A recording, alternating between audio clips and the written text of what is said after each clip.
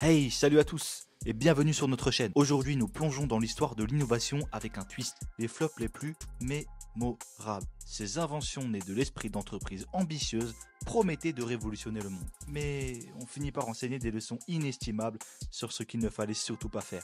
Préparez-vous à découvrir notre top 5 des innovations d'entreprise qui ont échoué spectaculairement. Flop numéro 1, le Ford Edsel. Commençons par le Ford Edsel, le flop automobile des années 50.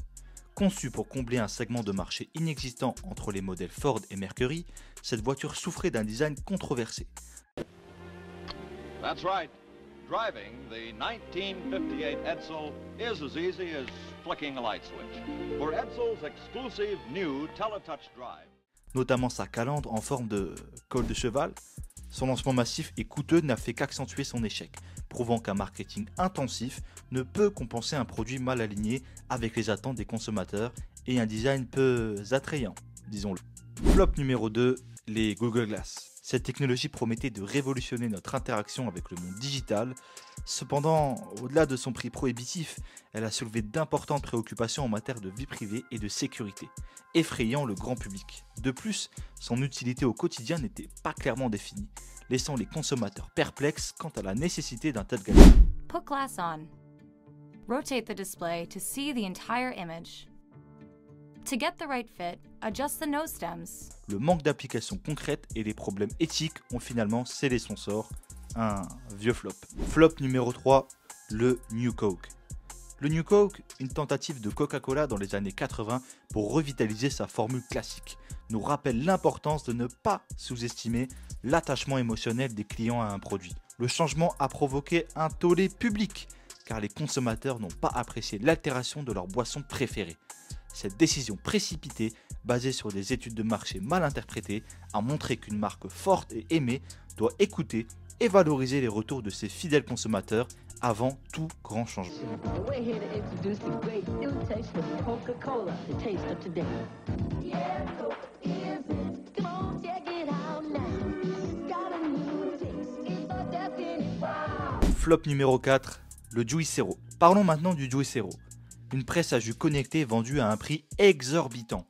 Son échec tient à plusieurs facteurs.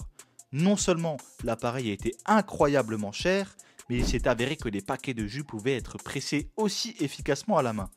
Cet échec souligne l'importance de résoudre un problème réel par l'innovation plutôt que de créer des solutions superflues à des problèmes qui n'existent pas. L'over-engineering et le manque de valeur ajoutée réelle peuvent être fatals. Juicero is a turnkey cold-pressed juicing system that turns any restaurant, hotel, break room, or yoga studio into a premium cold-pressed juice bar. Et enfin, le dernier flop, Google+. Ensuite, et nous finirons là-dessus, penchons-nous sur Google+.